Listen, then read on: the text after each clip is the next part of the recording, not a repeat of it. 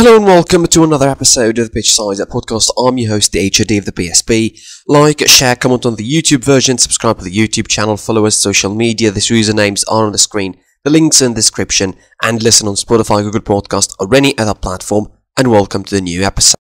We can't start anywhere else in this episode but the AFCON. Of course, the African Cup of Nations kicked off yesterday in Cameroon, and it was kicked off in style. To be fair, it was a pretty simplistic but expressive celebration. That's what you expect from the African continent, really. It shows you all of its glory and beauty, and you know it's the best thing you could hope for in an AFCON celebration. But anyway, we're not here to talk about the celebrations. We talk about the matches, and it was a doubleheader, as I mentioned yesterday in the recap of the day. And it was Group A. Cameroon, the hosts, got off to a tough start against Burkina Faso in this one.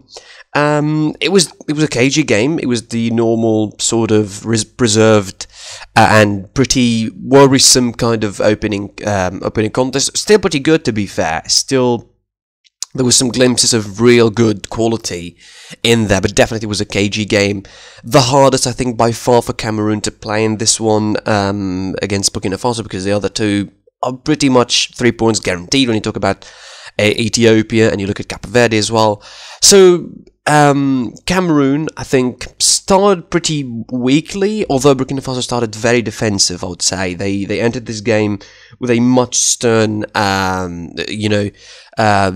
lineup, defensive setup. Cameroon, of course, tried to score early, I think, but they couldn't. They couldn't really create a lot of chances. I mean, every time they try and go on the flanks in particular, relying on the speeds, the likes of Collins Fai on the right or going left thanks to Toko Ekambi and No Tulu. I mean, it was an interesting formation, 4-1-4-1 for Cameroon, trying to open the game, trying to not rely on central players a lot. Of course, Vincent Boubacar, who scored twice today on penalty, was a really good performer for them as well. They dodged a bullet, in my opinion, in the first half, which is, I think, a big detail. They should have, Jerome Ongweme, the centre-half, should have been sent off in a stupid incident, really. I mean, I'm really surprised that VAR didn't instruct the referee to look at it. But it should have been a red card, a clear red card, I think, in the first half for Cameroon, for a play that was just, away from the ball, like it was an action that was away from the ball. He elbowed a player from Burkina Faso right in the throat. And the angle that it was shown from was very, very weird. Like, it was very far and not even a clear angle. They didn't call the referee up. They didn't tell him to look at it. So anyway, they dodged a bullet. And they dodged another one by actually getting two penalties. Although the penalties are pretty stupid, given from Burkina Faso, who took a couple of very ridiculous mistakes from the two players, from Bertrand Traoré, the captain, the skipper, who was a really good, I thought he was a good player in the first half. I was particularly a good player. Gustavo Sangari gave Burkina Faso the lead inside 20 minutes after a bit of bad defending for Andre Onana. Well, Inter Milan, that's what you're signing for. Then Cameroon made the comeback thanks to Vincent Boubacar, two penalties, again stupidly given by Bertrand Traoré and Youssoufou Dayo. I mean, the second one, like, Youssoufou Dayo just launched himself into that tackle without even realising what he was doing. I mean, the ball escaped him. Clear-cut penalty for Cameroon. 2-1 it was by the end of the first half. And the second half, well, it was cautious. I mean, Burkina Faso tried a bit more attacking. They were definitely better, I would say, in the second half. But Cameroon managed to deny them, including a very brilliant reflex save from Onana. I mean, just as I was slacking him a couple of seconds earlier for the goal, I need to give him his due. I mean, he's a really good goalkeeper, to be fair. He makes mistakes, like all goalkeepers do. Cameroon managed the game from there, and they won their first 3 points of the tournament in the hardest, again, of the group stage games that they could have, so they don't really have any sort of issues in the next couple of games. In the other game of the group, of course, it was a one-sided affair, much easier, I think, for Cape Verde against Ethiopia. Already a red card from the first 10 minutes meant that Ethiopia's unsurmountable task already got even harder. Being a man down and a goal down at break, it is really impossible to just look at it like that and say, oh yeah, Ethiopia are winning. They're definitely not. So that makes the group stand like this. Of course, Cameroon, are going to be on top of the group with 3 points. Cape Verde are going to be actually on top of the group with 3 points. Cameroon are behind them, of course. That is going to be on goal difference. Burkina Faso 0 points and Ethiopia 0 points. The action, of course, continues from AFCON, and it continues today with 4 matches. 2 from Group B and 2 from Group C. It is Senegal, Zimbabwe in Group B, as well as Guinea, Malawi. This group, I think, is pretty simple. Really kind of group that maybe Guinea will only be the real sort of contender to Senegal's throne there, because in my opinion, if Senegal doesn't top this group by 9 points, and maybe even without conceding any goals, it would be quite a surprise. They are a good team, a very strong side, a squad that is full of superstars, almost a world-class player in every department, starting from Mendy in goalkeeping, then you have Koulibaly in the back, Idrissa Gueye in the middle, Sadio Mane up front, and all the good players in between. I don't really see how they can be defeated by Guinea, Malawi, or Zimbabwe. They start with the easiest, I think, in Zimbabwe, then they will face Malawi and Guinea. So, in my opinion, I think they have a really good chance of dominating that group. Guinea might come second. It's going to be a decent. They're going to be a decent side. They're going to qualify from them, but I don't think they will pick up any best thirds from this one. Anyway, so as I mentioned, Senegal, Zimbabwe on 2 p.m. Guinea, Malawi on 5 p.m. Another match that is on 5 p.m. and leading us to Group C. It is Morocco versus Ghana, and Comoros versus Gabon is on 8 p.m. at night. Of course, these are the 2 games of Group C. And Morocco, as much as people were hailing them, I think, for being a very good side as well, like I was an underrated side, maybe an underachiever in a sense.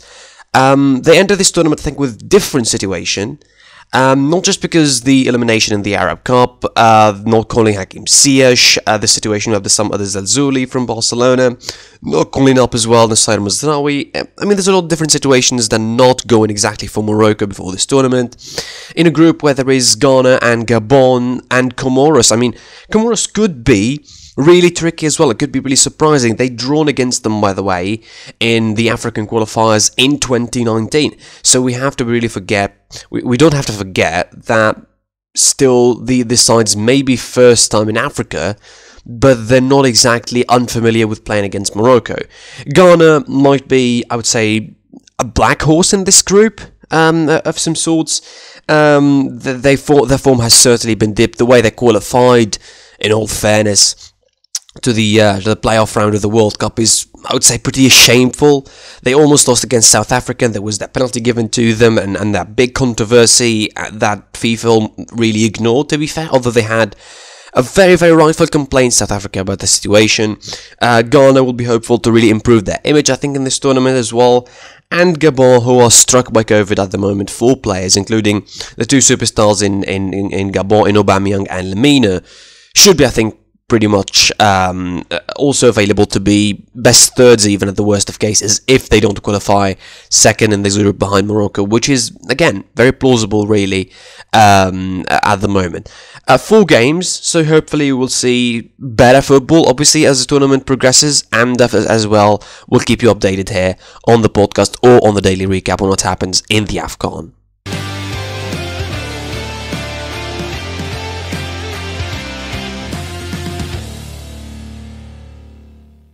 Back to European football we go, and we go now to Italy. Of course, it was Serie A action yesterday, and of course there was a worry that some of the games would be postponed or not played. Eventually, all the games that were supposed to be scheduled on Sunday were played. Of course, a run of the match pretty quickly. We're going to talk about the details pretty soon. Of course, Venezia lost to Milan, and Milan actually managed to win away 3-0. Empoli lost to Sassuolo 5-1. It wasn't the drubbing that it looks like, but anyway, the result is the one that matters anyway.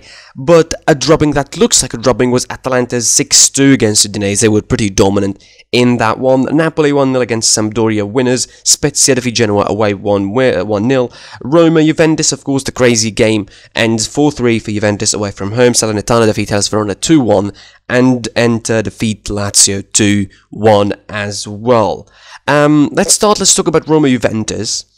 This was a crazy game. As I mentioned in the preview, I think on Friday, I mean, the two teams, that may be contrasted in form, but certainly not contrasting in terms of not convincing of being really good this season. And I wasn't disappointed in my opinion, because both teams showed exactly, I think, why they are what they are. This game, of course, exciting, thrilling if you are a neutral. A 4-3 result, you will love it. The scenarios in this game were crazy, by the way. Roma started super strong in the first 15 minutes. They scored thanks to Tammy Abraham from a bad set piece from Juventus. Unsurprising, I think, I should say. You know, considering the players that Juventus were missing, they were still missing Bonucci at the back. But you know, they're missing Bonucci at the back. But Chiellini was a sub available. Of course, he didn't start in this one. You know, they had players missing. Of course. I think we're going to be talking about the biggest loss, I think, of Juventus in this one in a minute, but let's just talk about the game first. They conceded a goal thanks to Tammy Abraham, of course, from the first 15 minutes or so, after a bad bit of set-piece defending. Dybala equalised quickly for them in the 18th minute. Then, of course, happened probably the worst-case scenario of this game for Juventus. Federico Chiesa went down injured, the report suggesting that it is an ACL, which means potentially the end of the season for him. And he will not play with Italy in the playoffs, at least. And if they make it to the World Cup, potentially he won't make it. I mean, these kind of injuries take really, really long to recover from. Just ask Nicolo Zaniolo, who played on the other side for Roma, and was actually you know, not available for this one, of course, as he had COVID. Then Roma took domination, really, of the rest of the half. You know, they really were the better side in the first half, but in the second half they pretty much embarrassed themselves, because after leading 3-1, a couple of nice goals, including a beautiful free kick from Lorenzo Pellegrini, Juventus, I mean, improved, I would say. They didn't exactly control the game, because Roma should have scored a couple of more goals as well if it wasn't for some blocks and some defending. But because it's Roma, and because stupidity is basically everywhere in Serie A this season in terms of defending, the minutes from the 70th minute to the 77th minute, that passage of play, 7 minutes for Roma, I think should be taken from some footage, extracted, and used as material in the academies, in football academies, just to teach people how to defend properly and how not to do things the way things are done here by Roma, because every single goal of them is a calamity of defending. You know, a capitulation. It was a capitulation. There's no other names around it. It was a capitulation from Roma. Complete disaster class of defending. You look at the goals that Juventus scored. You look at the first goal. First of all, it was Morata free to cross, pulling the defender with him. How did that happen? Nobody knows. Then you have, of course, you know, the mistakes in the marking. There was 4 players from Roma against 1 player from Juve, and that player was Locatelli, not even a striker, and he still leapt up free of any marking and scored that second goal. The third goal, a mistake of positioning. The ball is played behind the defenders, and of course, after Morata sets it up, then Kulusevski comes in and scores the third goal. And then after that third goal comes the fourth goal, which was even worse, as it was the completely, I mean, there was like 3 or 4 players pulled to the one side, and then Weston McKennie just played the ball to Matteo De Chile. Of course, it was a bit of a lucky deflection from Chris Smalling that put it into his way, but still, the finishing was wonderful, and the defending was horrible from Juve. Anyway, it was a crazy game, and it still got even more crazy as, you know, as Matthijs de Ligt, and because he's Matthijs de Ligt, he should do that almost every week, and every other week with Juve. He handles the ball inside the box. He escaped with one early on in the first half, but he didn't escape with a second, and that looked like a chance for Roma to equalise and to make things, you know, a little bit fairer, although Mourinho would still go crazy anyway. Lorenzo Pellegrini missed the penalty, and thus Juventus managed to get 3 points off of Roma. I mean, this victory is weird for so many reasons. First of all, the scorers for Juve, you know, Matteo De Chile and Locatelli being on the score sheet is welcome, I guess, when your Moratas and your Chiesas and your Dybalas and your Kulusevskis do not score, although Dybala and Kulusevski still scored, so who am I kidding here? But also, it showed the good and the bad, I think, about Juve. It showed the best possible Juve when they just at their very best, at the fluent best. They find spaces behind the defenders, they strike, but when they don't, they just stand still, and I think they need to improve. I think in the middle a lot. I talked about it in the Friday episode when I talked about the game against Napoli. Their midfield still gives up the ball a lot. They still don't have a proper CDM, which I think they should look for someone, because they don't have someone who's that profile as well. And of course, the defensive mistakes that are still popping up, the individual errors that are still happening, in particular Matthias de Ligt does so many of them, in my opinion.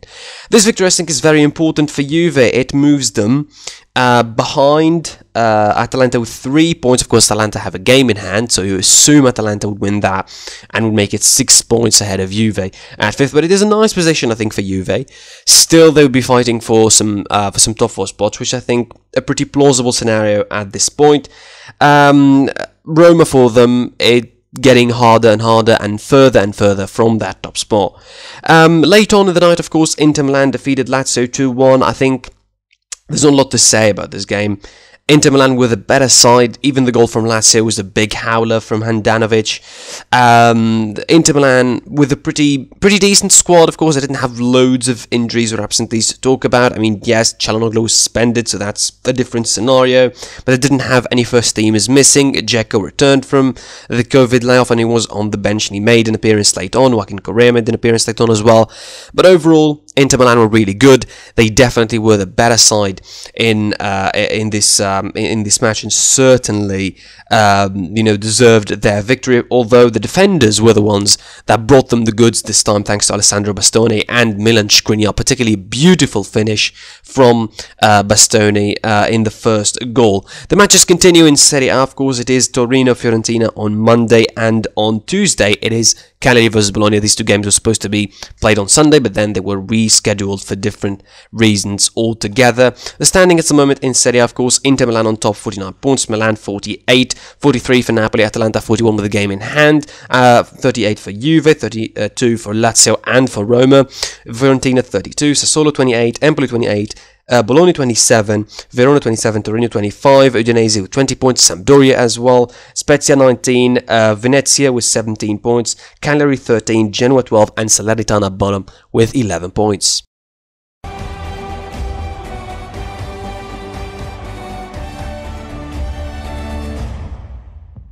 From Italy, we move on to Spain and to La Liga, and it was round 20, of course, over the weekend. I think it was a much standard round of action in Spain than last week. Of course, the week before it, Real Madrid lost to Getafe 1-0, and it was a pretty shocking result that sprung to life, I would say, the title race in some sort of way. Sevilla got victory afterwards, and they against Cadiz, and now 5 points against them. And this week, of course, they both went victorious as well. Let's rattle on the results before that of the whole round. Levante defeated Mallorca 2-0. Sociedad defeated Celta Vigo 1-0. That was on Saturday. Granada drawn against a 10-man Barcelona. We'll get to them in a minute. 1-1. Real Madrid went victorious against Valencia 4-1 at the Bernabeu. Vallecano against Betis, a draw 1-1. Sevilla defeated Getafe on Sunday 1-1. Udinese, Osasuna, defeated Cadiz 2-0. Deportivo Alaves drawn goalless against Athletic Club, and Villarreal drawn against Atletico Madrid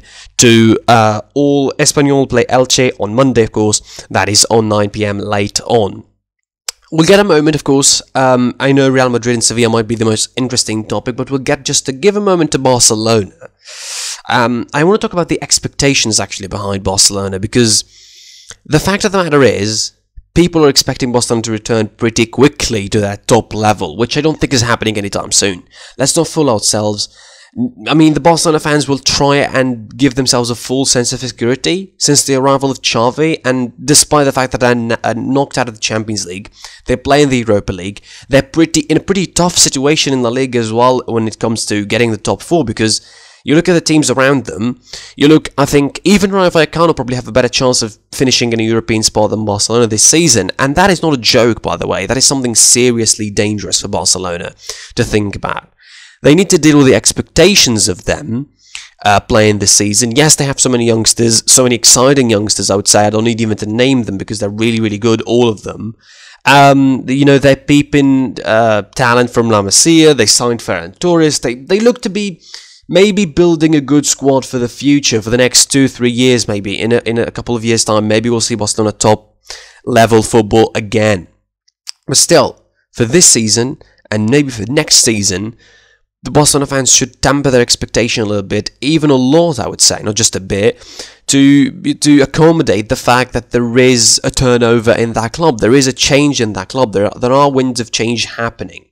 The draw against Granada was a pretty, I would say, illustrative kind of result of that, because you look at those youngsters, they show you the best of their football, of course, and they also show you the worst, because Gavi's tackle that sent him off against Granada was a pretty rash one, and that kind of rash challenges, I'm not going to say it should only be made by an unexperienced player, because very experienced players do rash tackles sometimes, but still, more, I think that there's a more chance of that happening with a young player, because he didn't gather enough experience, didn't really, doesn't really read the game perfectly at a certain age to analyze what should be happening, what should not be happening.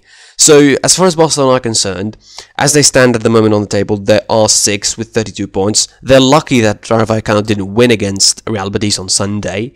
So, in my opinion, they should deal with the expectations of themselves this season, and also they should deal with the expectations of their fans, from them and the media, which and their own board that's saying that we are back and that they are going to be spending big in the transfer window, and they're buying Haaland and all of that, and trying to project a full sense of hope, I think, in the Barcelona fans, which might be really damaging. I think even more damaging probably than accepting the truth and knowing that they are back to, I think, to a second-tier club in the world at the moment as we speak.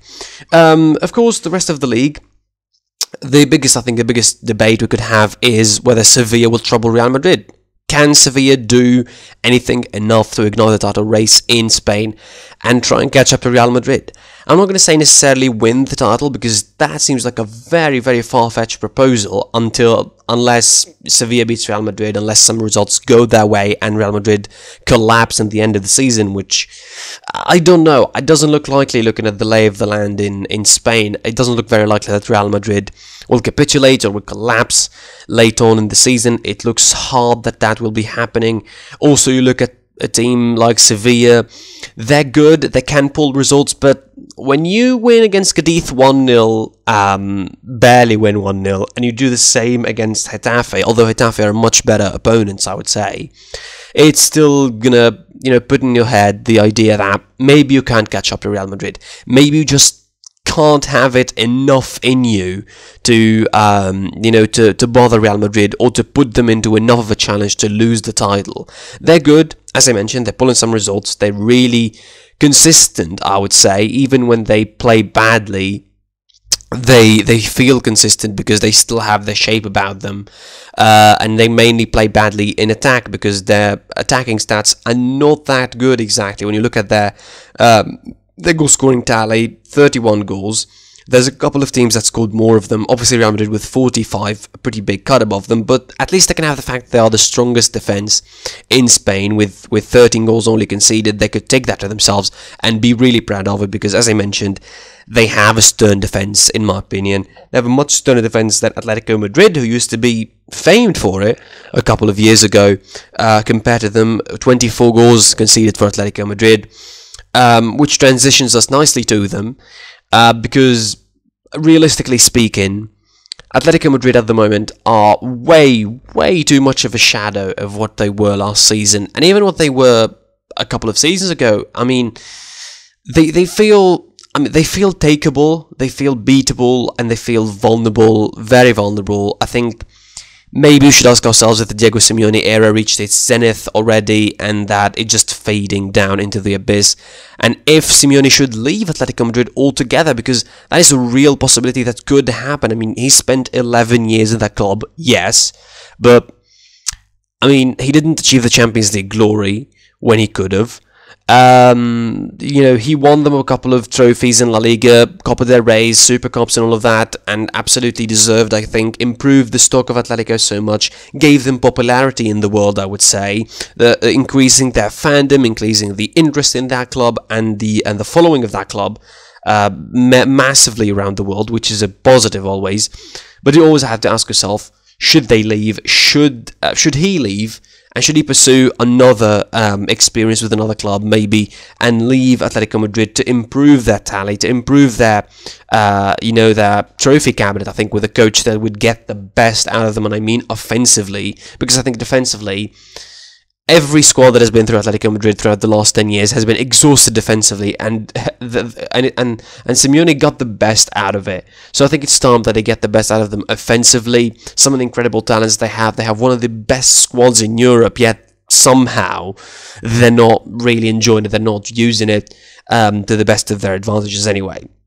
So, round 20, of course, finishes off with Real Madrid on top, of course, with the extra game, actually, in them, as they will play El Clasico and the Super Cup on the midweek. That's why they had a game in hand. 49 points for them, 44 for Sevilla, 34 for Betis, 33 for Atletico Madrid, 33 for Sociedad, Boston with 32, 31 for Vallecano, 29 for Villarreal, 28 for Athletic Bilbao, 28 for Valencia as well, 26 for Espanyol, Osasuna with 25 points, Granada 24, Celta Vigo 33, 20 for Mallorca, 18 for Getafe, Alaves 17, 16 for Elche, 14 for Cadiz, and 11 for Juventus.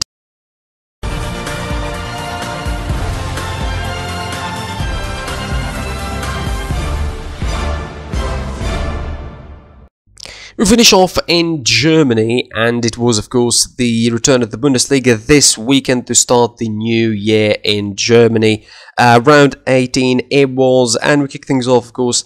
We kicked things off on Friday with Borussia Mönchengladbach defeating Bayern at home 2-1. We'll get to that a bit later. 2-2 between Freiburg and Arminia Bielefeld at home. Greuther Fürth drawn against Stuttgart 0-0. Hoffenheim defeating Augsburg 3-1. Bayer Leverkusen drawn against Union Berlin 2-2. Leipzig defeating FC Mainz 4-1. Eintracht Frankfurt losing to Borussia Dortmund at home 3-2. Hertha Berlin losing to Köln on Sunday 3-1. And VfL Bochum defeating VfL Wolfsburg 1-0. Obviously, the biggest, I think, story coming out from this weekend was the fact that Borussia Dortmund defeated Frankfurt 3-2 to make it 6 points behind Bayern Munich at the top of the table, which always begs the question, is going to be a title race? Is it going to be a title race? Can Dortmund make it interesting in Germany? Can we really see Dortmund making a run? Because it looks very, very likely that Dortmund are the only team that could potentially catch up Bayern on any loss or any kind of mistake that they will make this season. They make one against Mönchengladbach, just maybe wait for another one, and we will see a title race on our hands maybe. And there still is a Classico, of course, to be played in the second half of the season. So probably by that time we will see how Dortmund will fare really, really well.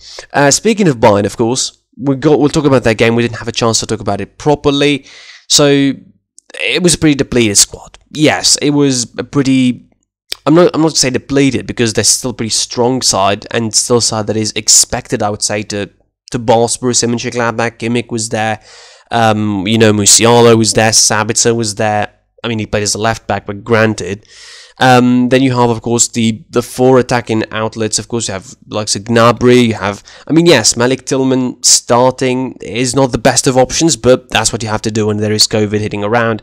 Müller and Lewandowski were there. Lewandowski scored as usual, but Borussia Mönchengladbach just, found a way through the defensive mistakes and the errors of Sven Ulreich at goalkeeping position. I really miss Neuer. It's just not good when Sven Ulreich is in the net, and definitely not good when he hasn't played for ages and then he starts in a game like this in the league anyway. Again, it's not a depleted squad, still a strong side, but definitely the absentees made a huge difference. When you play Sabitzer on left back, the two goals came from that side, and most of the defensive or the offensive danger from Mönchengladbach came from that side. So it was not a really surprise. Doesn't really surprise me when both goals came from there, and expected, I would say, pretty much for Bayern Munich. Borussia Dortmund. Again, between those two, Borussia Dortmund defeated Eintracht Frankfurt. A good comeback for them. They should try, I think, and make it interesting in Germany. I think the only thing standing between that and Dortmund is themselves, really, because they kind of shoot themselves in the foot when they don't need to. Everybody almost expected them to drop points here against Frankfurt, because that's what happens in Germany. When Bayern loses and you think teams are going to catch up to them, they lose themselves and they drop points elsewhere. So, I mean, should they just...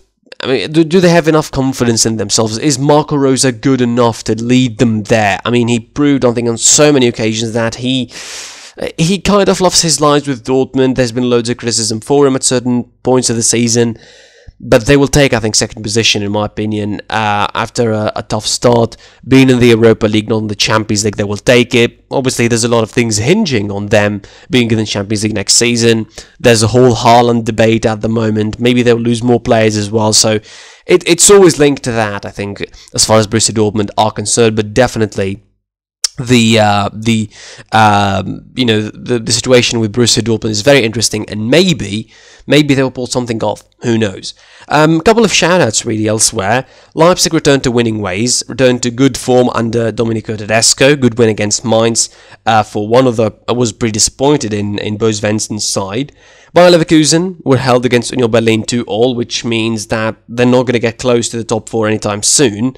They're behind, of course, Freiburg at fourth. Shout out to Hoffenheim as well, turning their early form around and, going up to third at the table at the moment. I mean, I wrote them off personally at the start of the season, for not being that good, but I think they're pretty much a sleeper hit for a top four next season. Maybe we'll see them in the Champions League, who knows.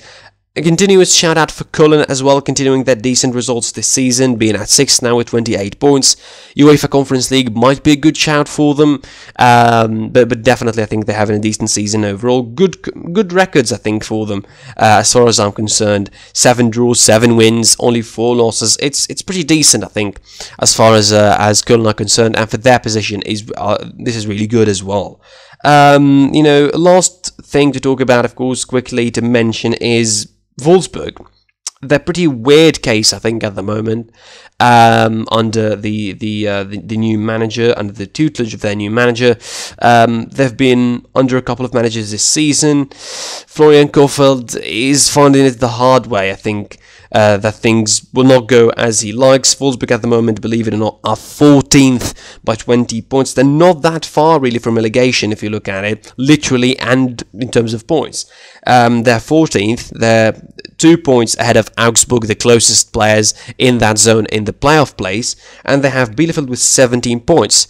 Greuther Fürth guaranteed relegations, but I think maybe Wolfsburg will be, peeped in by Stuttgart, by Augsburg. They could be still in danger, really. It's for a team that was playing the Champions League early on and that finished third last season. This is a big fall from grace and a real shame, I think, as far as Wolfsburg are concerned. The table in the Bundesliga reads like this, of course. 43 points for Bayern at the top, still there. 6 points ahead of Dortmund with 37. 31 for Hoffenheim at third. 30 for Freiburg at fourth. Leverkusen 29 at fifth. Köln 28 with Union Berlin at sixth. Frankfurt 27. Leipzig 25. 24 for Mainz. 23 for Bochum Mönchengladbach with 22. 21 for Hertha. 20 for Wolfsburg, as you mentioned earlier. Stuttgart with 18, Augsburg 18 points, Bielefeld 17 points, and Greuther Fürth with 6 points. That wraps it up for this episode. Like, share, and subscribe, of course, to the YouTube version. Listen on Spotify, Google Podcast, or any other platform. Follow us on social media. The usernames are on the screen, the links are in the description, and of course, keep subscribing, keep helping us reaching the 2K. Hopefully we reach that mark before the end of the African Cup of Nations. That wraps it up for me. I was with the HOD of the PSP, and I'll see you next time. Behind closed doors, I'm a fool for your love.